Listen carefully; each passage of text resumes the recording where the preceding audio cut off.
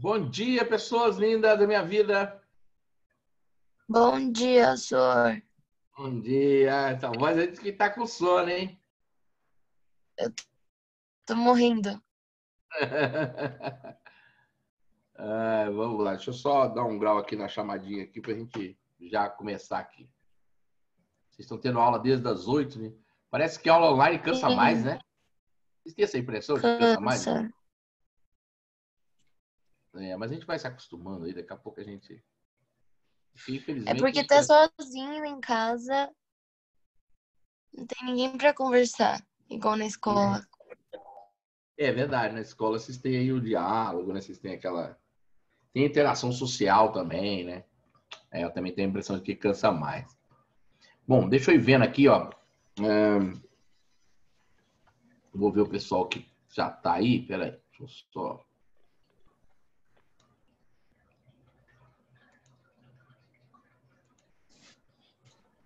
Vamos lá. O Aldo tá aí, não? O Aldo não tá. Ana Ele tá Beatriz. sim, senhor. O Aldo O tá? Aldo tá. O Aldo tá. Deixa eu ver aqui. Não tá vendo ele aqui. Mas beleza. Opa! Aí, bro. Opa. Achei que ele tava dormindo, pô. Como aquele cara que botou uma foto ali. Eu vi um cara que botou uma foto dele com um caderno na mão assim e ele tava bem na rede atrás. Vocês viram esse meme aí? Eu vi. Ana Beatriz tá aí? Não. Ana Vitória. Presente. Tá aí. Bárbara eu vi. Bárbara tá aí. Caetano. Boa, senhor. Tá aí. Henricão, Henrico não vi, né? Ele não tá, senhor. Não. Gabi, você tá? Eu tô. Tá. Giovana Estraza. Cadê a Giovana? Tá aí? Giovana não vi. Ela tá. Tá. Gustavo. Não, eu não sei, na verdade. Né? Eu não vi ela aí, não. Vamos ver. Não. Eu acho que ela vai entrar. Gustavo Bueno tá aí? Não também. Tá. Não, o Bueno não. Iana Filhota tá. Jennifer, cadê a Jennifer? Tá aqui. Ela tá, ela acabou de entrar. Tá. Julica. Júlia, não vi. Não. O Luca tá aí, né? O Luca eu vi. O Luca tá.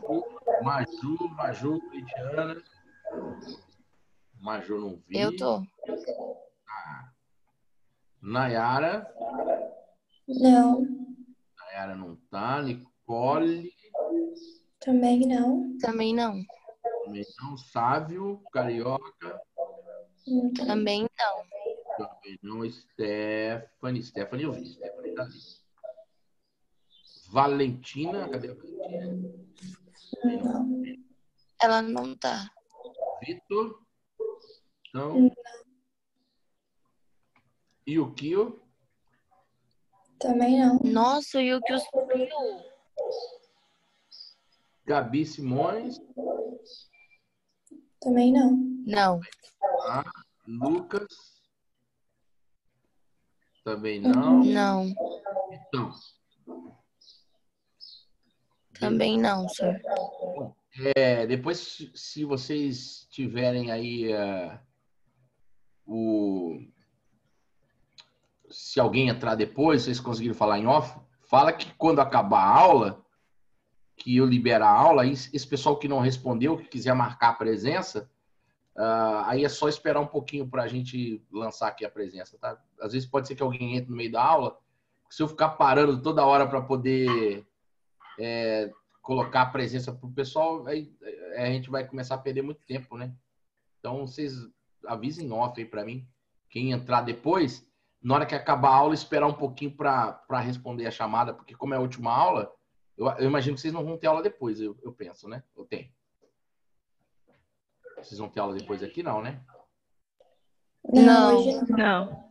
Não. Então fica tranquilo, pessoal que não teve tempo de responder, se depois, acabando a aula, a gente vai ter tempo aí. Bom, deixa eu compartilhar. A Gabi falou que ela não tá conseguindo entrar. Quem que não tá? A Gabi. A Gabi, não, a Gabi Siqueira, a Simone você fala, né? Isso. Mas é problema técnico dela, porque aqui a sala tá funcionando normal, tá vendo todo mundo aqui, né? Não sei, ela falou. Ah, ela falou que agora foi. Que não tava aparecendo. É porque agora eles desabilitaram aquela sala de espera, então todo mundo pode entrar diretão. Então agora não. Antes a gente tinha que ficar. Eu nem tenho mais o controle disso. Antigamente a gente tinha que ficar autorizando o pessoal a entrar na sala. Mas aí a partir de agora já tá diretão e aí a gente não tem mais essa dificuldade, não. Bom, pessoal, como vocês estão? Tudo bem? Tudo em paz?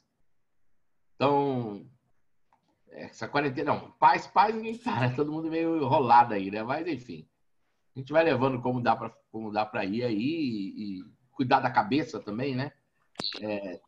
Fazer da dificuldade pegar o limão e fazer uma limonada, porque eu nunca mais reclamo de aula presencial, mas a gente tem algumas vantagens que, de repente, eu nunca mais... Se você me vir reclamando de aula presencial, você pode falar, professor, o que você falou lá, eu nunca mais reclamo de aula presencial, né? Mas a gente pode tentar tirar vantagens disso, né? Tentar superar aí uma eventual dificuldade, uma eventual limitação, os benefícios de estar mais tempo em casa, e aí o ensino à distância é preciso ter mais disciplina do que no presencial, né? Porque no presencial você se obrigou a estar ali, né? Igual, por exemplo, quanto a gente está faltando hoje. Se fosse presencial, dificilmente a pessoa faltaria. A pessoa estaria lá na escola com, sei lá, meio cansada, meio não precisando, mas estaria ali, alguma coisa absorve, né? Então, essa disciplina que não pode abrir mão, porque o prejuízo é todo de vocês se não for disciplinado, né?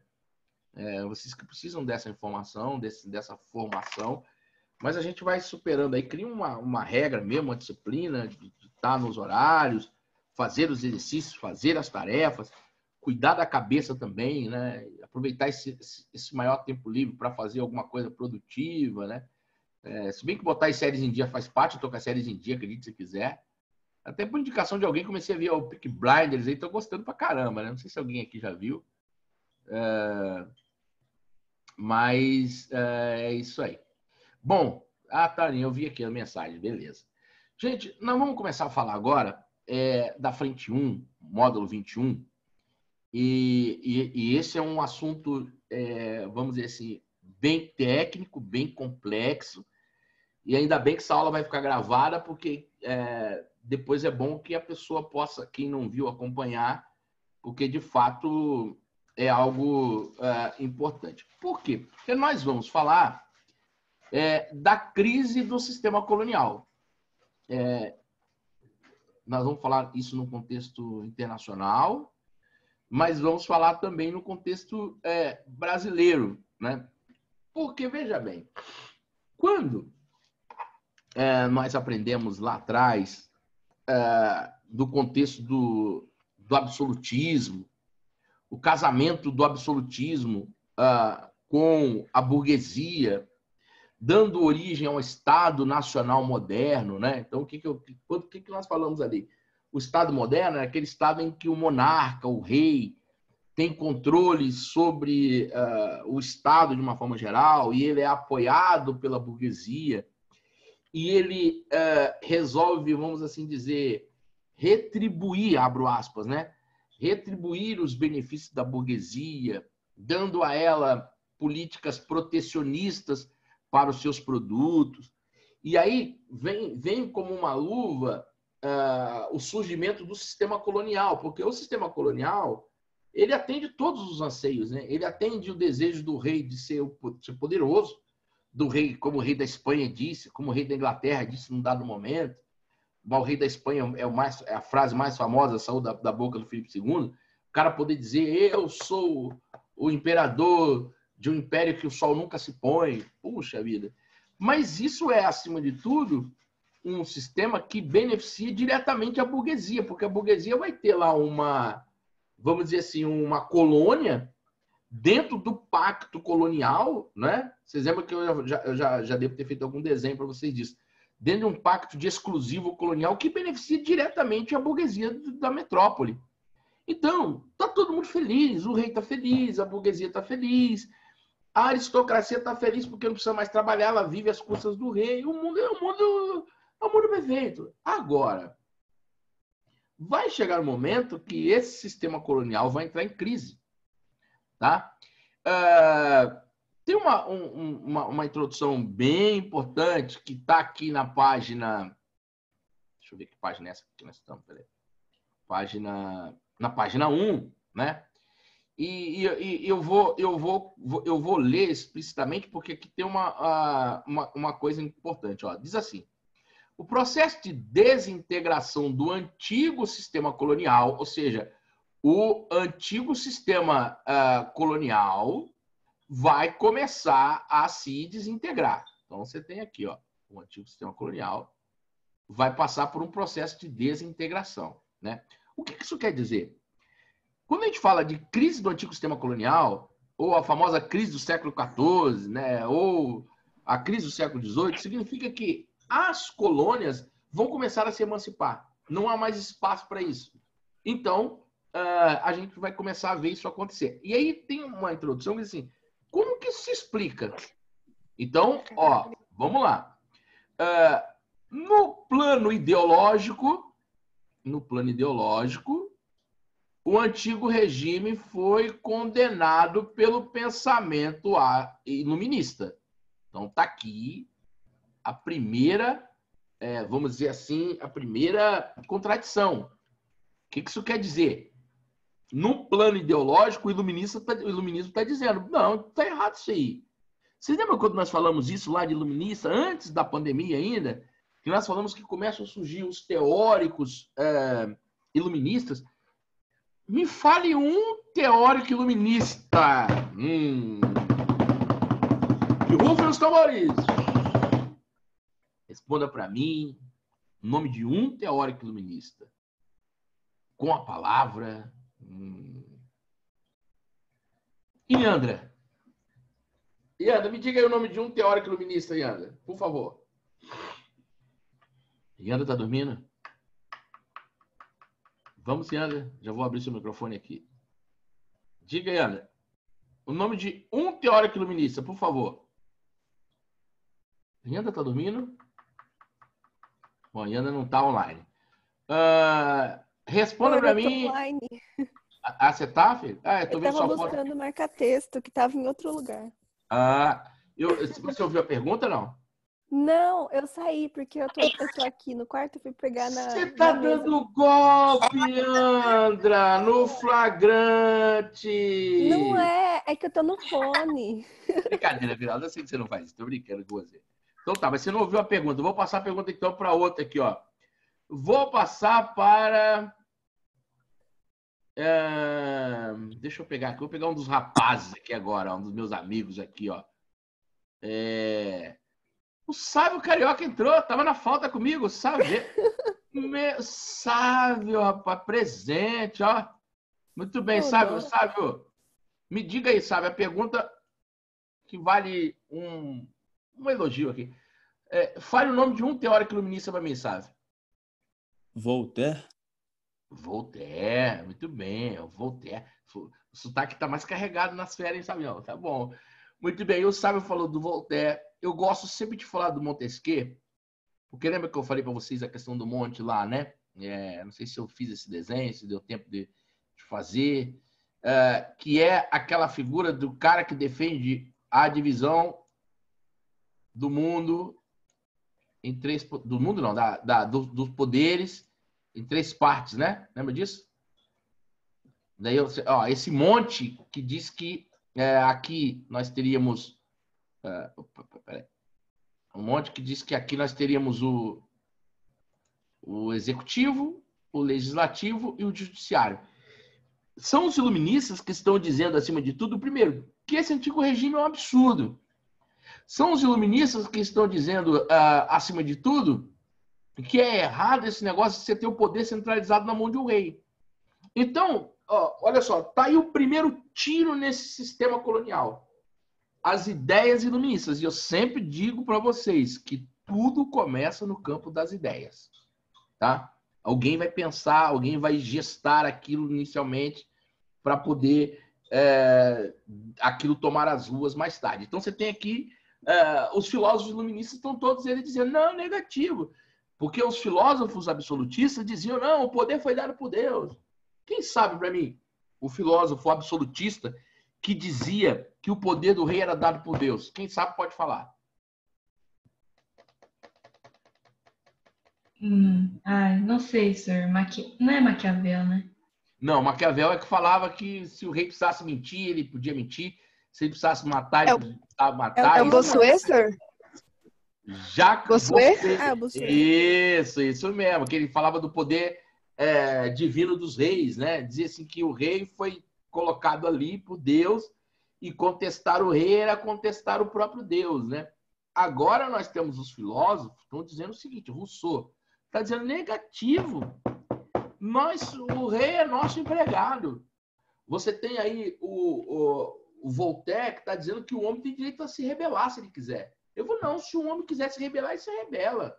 Não tem isso. Se um teórico absolutista chamado Thomas Hobbes, no Leviatã, dizer que o homem, sendo lobo do homem, estabelecia com o monarca um contrato, o Rousseau, Jean-Jacques Rousseau, vai dizer agora assim, não, o homem tem com o soberano um contrato, sim, mas na hora que ele quiser rasgar, ele rasga. Ou seja, o iluminismo é talvez o primeiro disparo no sistema, vamos assim dizer, colonial, porque ele começa a contestar no campo das ideias essa ideia de um governo dado por Deus ou qualquer outra coisa do tipo. Muito bem, então tá aí, eles buscavam a igualdade, né? E aí nós sabemos que o iluminismo influenciou a revolução, até tá aqui na postura de vocês aí, ó. O iluminismo influenciou a independência dos Estados Unidos, o iluminismo influenciou a Revolução Francesa, influenciou várias outras coisas que vão, de certa forma, atrapalhar esse sistema, vamos dizer assim, atrapalhar, né? Ou minar por dentro esse sistema colonial. Tá? Então, aí a gente já tem como principal ator nesse cenário as ideias iluministas. Tá? Outra coisa importante que nós vamos ver é que nós tivemos algumas revoluções burguesas mundo afora. Né? Nós já tínhamos tido uma revolução burguesa na Inglaterra. A gente estudou isso lá no ano passado.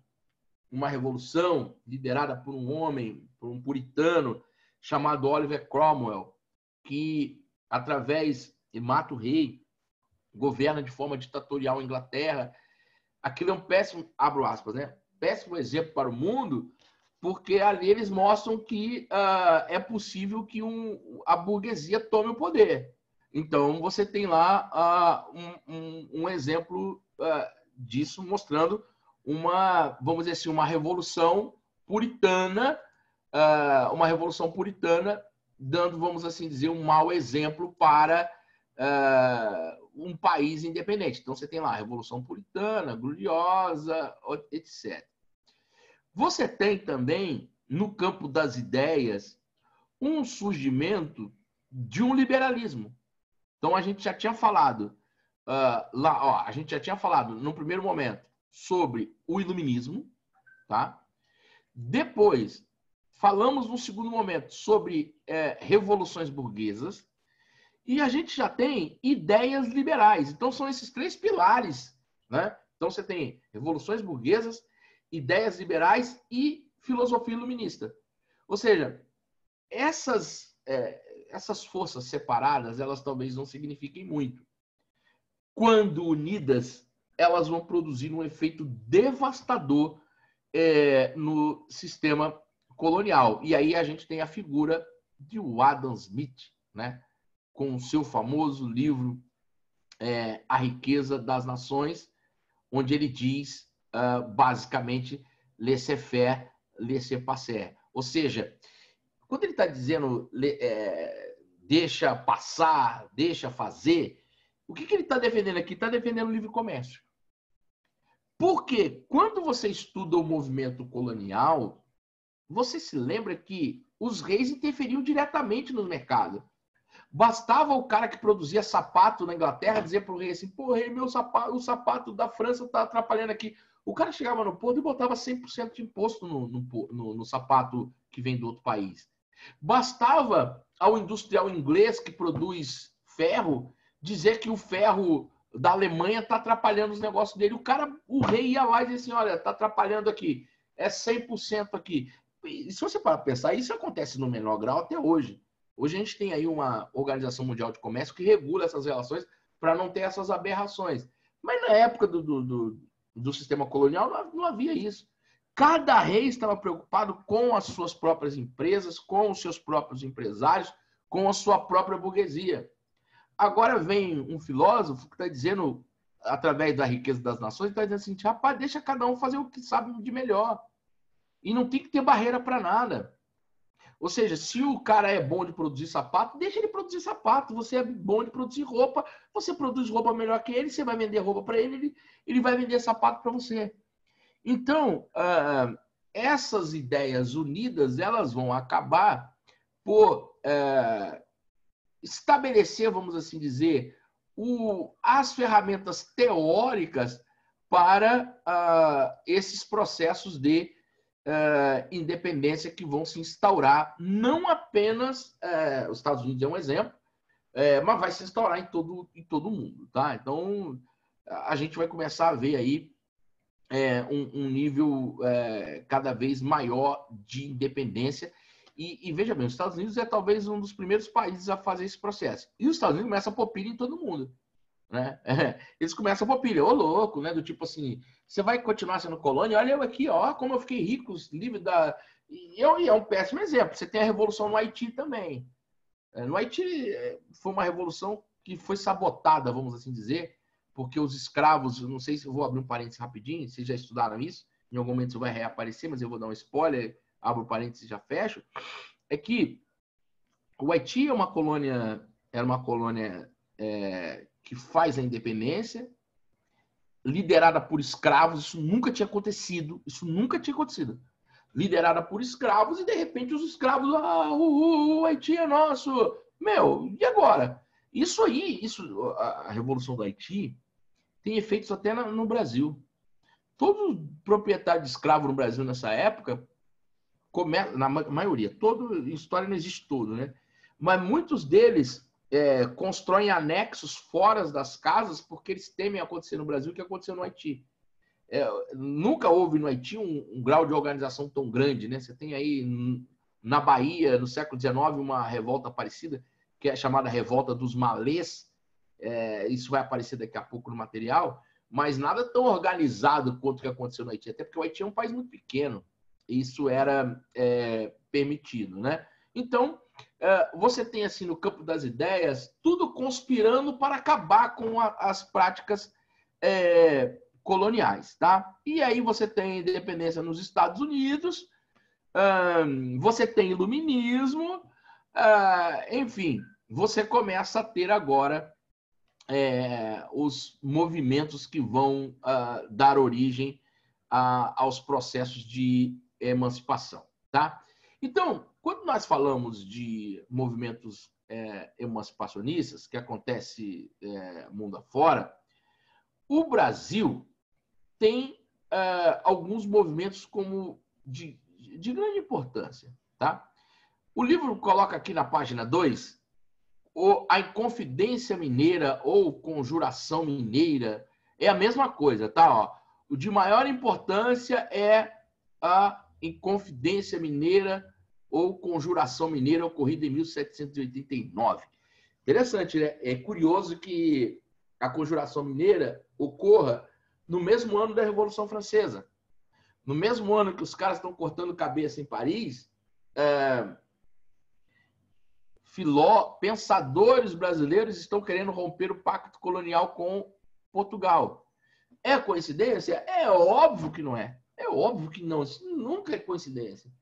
O resultado de tudo isso advém do fato de que muitos brasileiros iam estudar na Europa, era uma prática recorrente.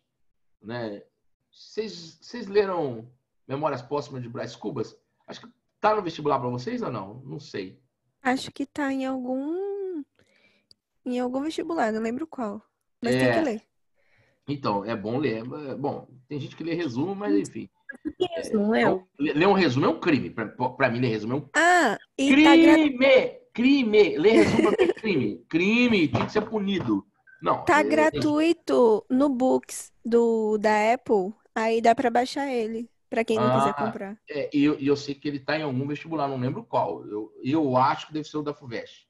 Se não tiver Eu nos também dois. acho. Se não tiver Não é nos dois. Unicamp. E na Unicamp, se não tiver nos dois. Porque é o seguinte, o que vocês vão ler no Brás Cubas lá? Vocês vão observar que o Brás Cubas, não vou querer dar spoiler do livro, não vou contar tudo, óbvio.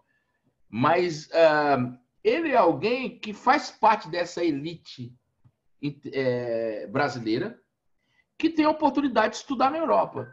No caso do Brás Cubas, eu acho que ele vai para Coimbra ou Lisboa, eu não me lembro. Preciso depois achar isso. Mas era comum na época que as pessoas abastadas da colônia fossem estudar em Paris, fossem estudar na Europa de uma forma geral, né? Lisboa, Paris, Amsterdã, eram centros do saber na Amsterdã não, mas Lisboa, Paris, Londres. E o que acontecia? Esses caras chegavam na Europa e tinham contato com essas ideias. Aí o cara voltava pro Brasil e falava, pô, tá errado isso aí, cara. É sempre assim que acontece. Tá? O Brás Cubas foi para o Brás Cubas vai para a Europa. Quando ele volta com a cabeça mudada. É uma mudança totalmente. Você vê que ele volta com outra cabeça. Ele volta e alforria o escravo porque ele teve contato com. Nossa, ele volta e entende o quão atrasado o Brasil é. E tanto a leitura de Brás Cubas tem que ser lido com esse olhar histórico, longe de querer dar pitadas na área do Andres, que é o professor especialista nisso. Mas como historiador, eu recomendo sempre que vocês leiam esses livros, que o objetivo deles também é esse, tentando entender o contexto histórico daquilo ali. Brás Cubas é nesse momento que está acontecendo, né? Então o cara vai para a Europa, tem contato com essas ideias iluministas, volta para o Brasil, encontra mais gente que também foi e fala, velho, pô, cara, tu lembra que Voltaire, cara, pô, Rousseau, cara, pô, os caras da Inconfidência Mineira nem o Rousseau na cabeceira, tá? Então, o que acontece? Eles já vêm com as ideias. Aí, o fiscalismo português, exagerado, cobrando impostos, e é quase um paradoxo que a coroa portuguesa cobrasse na época das minas no Brasil menos impostos do que se cobra hoje, né? Então isso é muito louco, né? Mas enfim, ou seja, por menos do que se paga hoje, fizemos uma inconfidência em Minas Gerais. Isso é muito louco, né? Enfim, nós temos então as ideias, e aí olha o que diz o livro de vocês na página 2. Está escrito assim, ó, principais movimentos.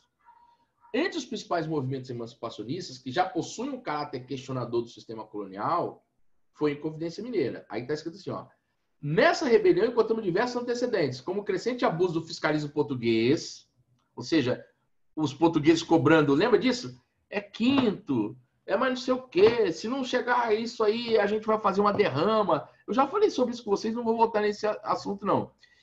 Aí vem um segundo ponto aqui, ó, que eu queria grifar, ó, as influências das ideias liberais e da independência dos Estados Unidos, ó. Ou seja, o cara fala assim, ó, tá errado isso. Lá na França, os caras já acabaram com... Eles mataram, eles estão questionando um rei lá. E olha aqui, ó, tem 3 anos que os vizinhos aí de cima aí, ó, botaram para correr a Inglaterra e eles estão ricos sozinhos lá. Então você vê que essas ideias começam a tomar corpo, alguns pensadores se reúnem, né? Agora tem um problema na Inconfidência Mineira. A Inconfidência Mineira, ela era interessante. Uma vez eu ouvi um professor português, né? O professor Godinho, na faculdade, ele foi convidado para vir ao Brasil dar um semestre no curso. Na época eu estava na faculdade. E aí eu me lembro da frase dele, ele falou assim, eu tive dificuldade para entender, ele português, né? O movimento de Inconfidência Mineira de Portugal. Lembro até hoje do estar carregado dele. Tinha coisa que a gente não entendia, assim, que era... Quando ele falava rápido, tinha umas coisas que a gente não entendia, não. Ele falava assim, a Inconfidência Mineira fracassou porque no campo das ideias eles não conseguiam explicar o que queriam. E aquilo me marcou porque é de fato o que acontecia. Eles tinham ideias muito assim, a gente vai querer uma pátria livre. Mas explica como vai ser isso. Ou seja, outra coisa que eles erraram na época, eles não deixaram claros que iam abolir a escravidão. Gente, nós já estamos no século XVIII, já quase XIX, e os caras ainda estão falando escravidão. Ou seja, o mundo já aboliu a escravidão, a França já aboliu, a Inglaterra já aboliu, e no Brasil ainda tem escravos. Ou seja, se eles tivessem, porque é só vocês pararem para pensar a quantidade de escravos que havia em Minas. Se eles dissessem assim, olha, vamos fazer uma independência e vamos aforrear todo mundo, o Brasil já, bom, acabou, já não tinha o que fazer. Não tinha o que fazer. Todavia, o caráter essencialmente intelectual do movimento, desconectado da realidade do povo, é isso que eu estou querendo dizer para vocês. Assim, havia a Inconfidência Mineira é muito curiosa, chega a ser engraçada, porque dentro da cabeça deles, eles iam assim, o simples mencionar de uma revolução ia fazer com que o escravo pegasse em armas por eles, sendo que ele ia continuar escravo depois. É muita inocência intelectual isso, né? Talvez esse tenha sido o erro. Assim. Se você parar para pensar, teria sido bom se o Brasil se tornasse independente ali naquele momento? Talvez, né? Mas não havia uma unidade intelectual do movimento, cada um pensava uma coisa, né? Até, deixa eu ver aqui, ó, olha o que diz a apostila de vocês aqui nessa parte embaixo, ó. No plano dos conjurados, aqui, eu estou aqui falando em... Estou aqui, ó, peraí. Estou aqui, ó. Tá? Olha o que diz aqui, ó. No plano dos conjurados, ó, aqui tem uma dica que vocês tinham que gravar isso aqui, ó. No plano dos conjurados, grandemente idealistas, ou seja, está no campo das ideias. As ideias são ótimas. Gente, se aquilo não for objetivo, não resolve, né? Mas caracterizado por despreparo militar e por uma certa inconsistência ideológica. Seremos emancipacionistas, seremos uma república livre. Tá, mas como que explica como vai ser isso? Você vai dar livre como o escravo vai ser livre? Não. Quanto imposto vai pagar? Mas não, era tudo no campo das ideias, né? Então, eles marcaram o início da revolta para um dia específico, que era um dia que todo mundo ia estar bravo, que era o dia que a coroa cobrava tudo que não conseguiu, eles cobravam naquele dia, no dia que era chamado de derrama, né? E aí um dos traidores acaba por trair o movimento, recebendo em troca o perdão das dívidas, e aí a coroa portuguesa se antecipou, prendeu a maioria, e aí o Tiradentes pagou o pato, né? Então o pessoal até brinca que o Tiradentes era o pobre do movimento. Era um movimento liderado pela elite, isso é uma outra característica, tá? Esse movimento é um movimento de elite. Então você tinha lá um movimento de elite, mas tinha lá uma pessoa que não era da elite. Aí quem que vai pagar o pato? Quem não é da elite, né? A gente precisa de vamos chamar assim de, não sei se cabe para esse assunto, mas a gente precisava de um bode expiatório. Então, o bode expiatório vai ser o pobre. Aí é ele mesmo. E aí é aí que o Tiradentes entra como conspirador-chefe. Ele não é o único que morre, outros são executados, mas o Tiradentes talvez aí o que a defesa dele era sólida. Ele nunca participou assim tão ativamente, não era o cabeça do movimento, mas ele foi acusado como se tivesse sido. E aí a morte do Tiradentes entra aí como... E até vira um feriado, do qual nós nem sentimos passar, porque a gente estava aí em quarentena, né? Enfim, é o 21 de abril, que é o Tiradentes. Eu antecipo uma coisa importante. O Tiradentes, que é um dos líderes desse movimento, dos principais movimentos emancipacionistas, ele foi esquecido durante muitos anos, tá? Ninguém falava do Tiradentes. 100 anos depois, quando os militares proclamaram a República, quando os militares depuseram a família real, expulsaram a família real, eles resolveram resgatar algum movimento que fosse chamado de republicano. É aí que vamos assim dizer, o esquecido Tiradentes volta para o cenário, volta para o imaginário. E é interessante, é esse resgate do Tiradentes que acontece só 100 anos depois, e aí houve um intenso trabalho iconográfico, e a gente falou isso ano passado, né, quando falamos desse assunto no ano passado, de tentar heroicizar o Tiradentes. A prova de ser um feriado. Eu não estou reclamando do feriado, feriado é bom, né? Embora a gente tenha muito, mas enfim, um feriado de vez em quando é bom. Mas ele é elevado à categoria de herói. Vou usar um termo histórico para vocês entenderem, uma heroicização, né? Ou seja, ele é considerado um herói, ele é posto como um herói já na República Militar, no século XIX. E é aí que a gente vai se deparar com coisas desse tipo que vocês vão ver no exercício de vocês. Ó.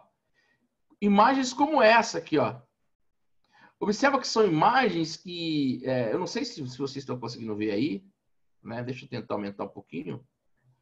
Eu acho que com certeza eu falei disso para vocês aí no ano passado. Né? Essas imagens que mostram aqui o Tiradentes... vamos assim dizer, com feições quase religiosas, né? Se você olha essa imagem aqui, ó, Pedro Américo, pintor do século XIX, ó, depois da República, tá vendo? Ó? Observe esse detalhe aqui, ó. Ele pintou no século XIX.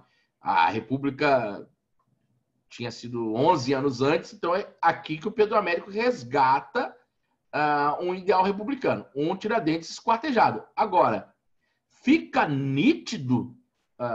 se você tem um olhar mais atento, fica nítido para mim a tentativa de se fazer Tiradentes parecer o Cristo, né? Não sei se está nítido para vocês isso aí, né? A própria presença do crucifixo aqui, a posição, ou seja, isso aqui está no campo das ideias, e a gente às vezes isso vai além de uma percepção não cultural. Mas aqui há uma nítida tentativa de fazê-lo um Marte como o Cristo, né? Não é tomar o lugar do Cristo, aqui não é uma questão literal, mas é através de uma iconografia fazer com que o esquartejamento dele se pareça com o Cristo. A própria presença do crucifixo aqui é uma ideia disso, né? Fica nítido que é uma tentativa de fazer isso. Tá? E por que eu estou falando isso? É sempre apresentado dessa forma. E é assim que aparece nos vestibulares. Né? Tá aí, até na apostila de vocês, tem aí, a gente vai fazer daqui a pouco, tem uns exercícios da Unicamp, tem esse quadro do Pedro Américo aparece demais. Tá? Então, esse ponto importante desse movimento. Tá? E entender que ele é um movimento elitista. Ele é um movimento elitista. Ou seja, tenham sempre em mente assim, que eles estavam desconectados da realidade, sem objetividade e sem participação popular. Não é nenhuma questão desse movimento, se souber isso daí. Tá? Em 1794, nós tivemos a Conjuração no Rio de Janeiro, mas assim, a exemplo da outra, a exemplo de Tiradentes, ela não passa do campo intelectual. Está escrito aqui, não ultrapassou o nível de meras reuniões intelectuais. Também reprimido pela coroa e não teve vida longa. Então, já temos Inconfidência Mineira, temos a Conjuração no Rio de Janeiro, ou Inconfidência no Rio de Janeiro, e temos um terceiro movimento que é a Conjuração Baiana. Este é importante. Ou dos alfaiates, influenciados pela loja maçônica. Né? A maçonaria está aí por trás desses principais movimentos políticos na história brasileira. vai estar por trás do movimento de independência daqui a pouco, né? Quando o Brasil se transformar independente com Dom Pedro. Dom Pedro era maçom também, né? Mas a maçonaria ensaia isso aqui na Bahia, na chamada Conjuração Baiana. E aí, assim, ó, eu vou falar para vocês uma questão que é certeza que aparece, assim, ó, certeza. Quando pedem para comparar a Conjuração Mineira com a Baiana, a mineira é elite, não tinha ideias firmes, não falava do fim da escravidão. Conjuração Baiana, as ideias já estavam mais segmentadas.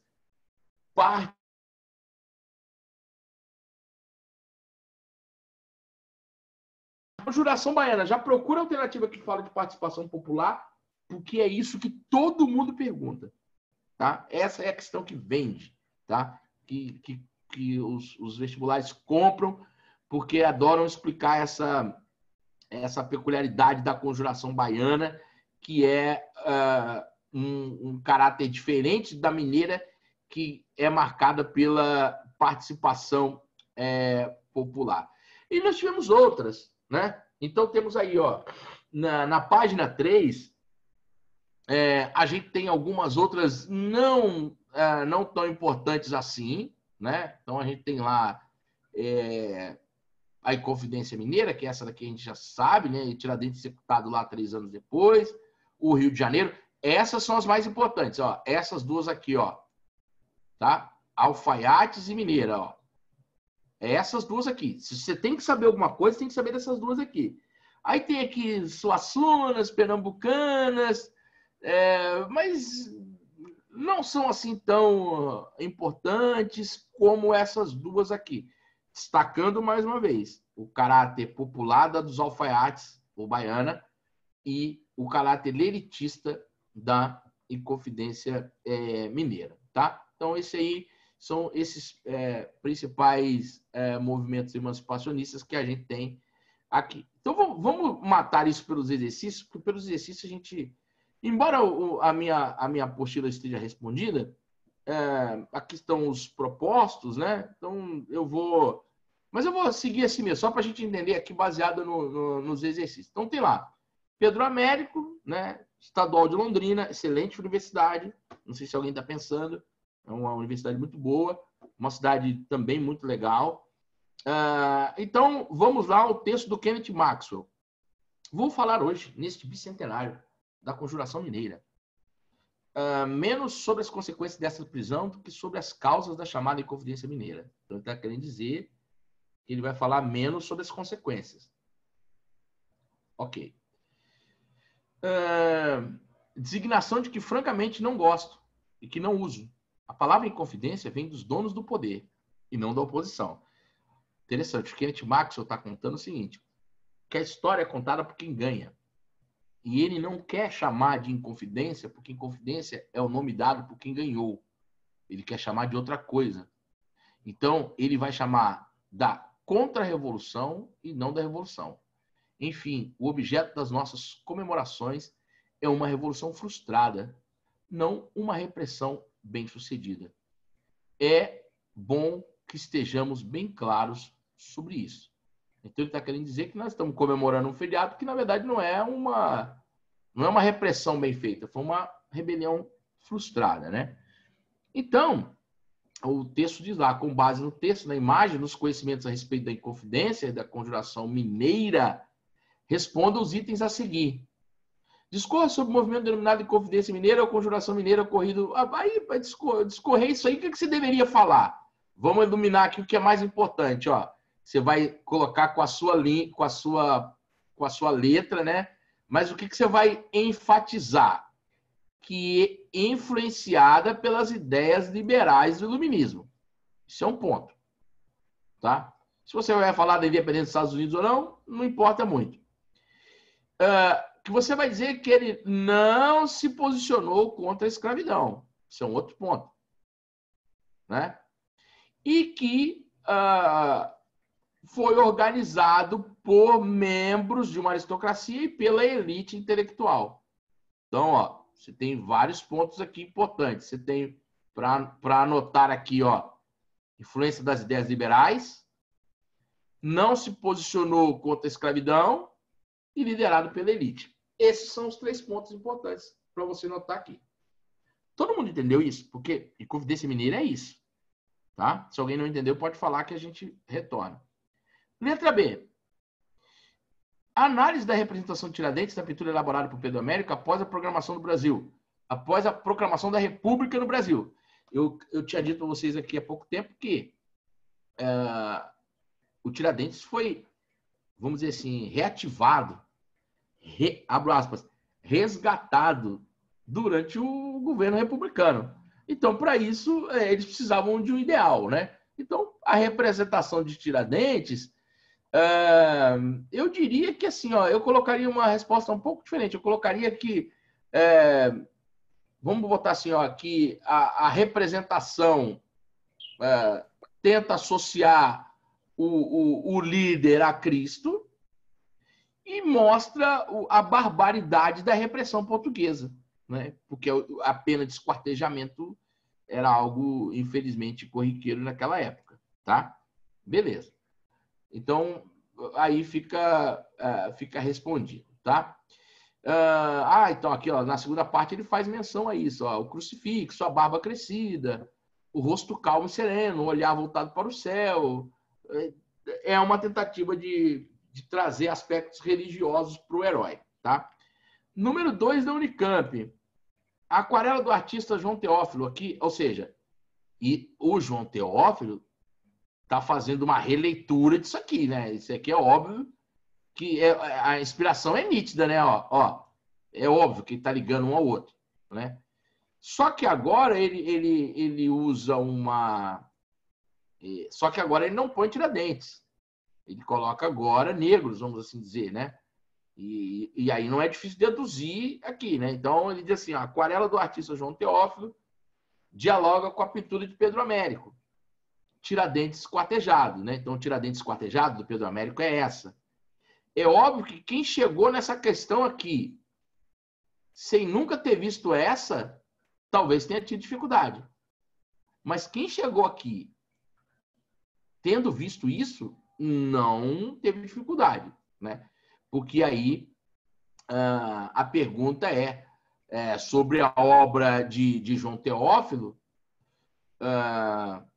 ele diz, é possível afirmar, e aí a letra C, né? Então, o gabarito aí, número 2, é letra C, né? A imagem, sob seu contexto de produção na atualidade, utilizando o símbolo de Tiradentes, procura ampliar a presença de negros como sujeitos sociais nas lutas coloniais anti-escravistas, né? Então, ele está fazendo aí uma releitura da luta dos negros, né? Então, ou seja, os negros estão sofrendo tanto quanto Tiradentes sofreu.